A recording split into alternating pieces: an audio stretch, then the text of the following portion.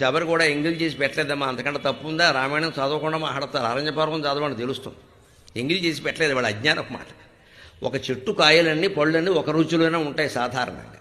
ఆ చెట్టు నుంచి రాలిన పండు ఒకటి రుచి చూసింది, ఇది నచ్చదు అని ఆ చెట్టు వదిలేసింది ఆవిడ. ఇంకో చెట్టు పట్టుకుంది, ఏ చెట్టు పళ్ళు రుచిగా ఉన్నాయో ఆ చెట్టు పళ్ళు కోసుకొచ్చి పెట్టింది. అదే రామాయణంలో ఉంది. కాస్త జనంలోకి వచ్చేసరికి ఎంగిల్ చేసింది, రుచి చూసింది, సగం చూసి రాముడికి పెట్టింది. ఇవన్నీ మనం పుట్టించాం, ఇక్కడ మన ఇష్టం కొద్దీ మనం పుట్టించేసాం కథలన్నీ. అంత అవసరం లేదు. పైగా శబరి భక్తురాలు కాదు, భక్తురాలు అనడం ఆవిడని తక్కువ చేయడం. శబరి మహాయోగిని, మహాతపస్విని, మతంగ మహర్షి శిష్యురాలు, గిరిజన స్త్రీ.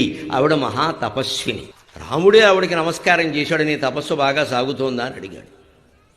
క్షత్రియపుత్రుడైన రాముడు గిరిజన స్త్రీకి ఆ రోజుల్లో ఇచ్చిన గౌరవం అది తపస్సు కారణంగా. మనం గ్రంథాలు చదవకుండా లోకంలో పెట్టకథలన్నీ పట్టుకుని మాట్లాడుతూ ఉంటాం ఇక్కడ. అసలు గ్రంథాల రహస్యం ఇది.